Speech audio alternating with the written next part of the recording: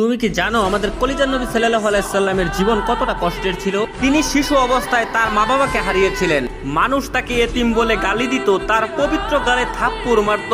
অসহায় নবীর কান্না ছাড়া আর কোনো পথ ছিল না। নবুয়ত পাওয়ার পর তার আপনজনরাই হয়ে ওঠে তার চিরশত্রু। তাকে পদে পদে হত্যার চেষ্টা করা হয়। মানুষ তার শরীরে ময়লা আবর্জনা ছুঁড়ে মারত, তার রাস্তায় কাটা বিছিয়ে রাখতো। মানুষ তার শরীরে পাথর মারত। মানুষের ছুরা পাথরে নবী করিম সাল্লাল্লাহু আলাইহি সাল্লামের দাঁত মুবারক শহীদ হয়ে যেত।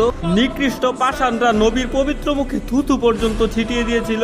নবী করিম সাল্লাল্লাহু আলাইহি সাল্লামের কষ্টের দহন আরো বাড়লো যখন তার শিশুকালে কলিজার 3 পুত্র সন্তান ইন্তেকাল করেছিল। আবার কলিজার নবীর ঘরে চুলাও জ্বলতো না। ঈদের দিনও তিনি না খেয়ে ঈদগাহে যেতেন। ইসলামের জন্য আমার নবী 3 বছর গাছের পাতা খেয়ে বেঁচেছিলেন। এত কষ্টের মাঝে থেকেও আমাদের কলিজার নবী আমাদের জন্যই শুধু কেঁদেছেন। আমার এই অসহায় নবীকে যদি ভালোবাসো তাহলে কমেন্টে লেখো আই লাভ মুহাম্মদ এবং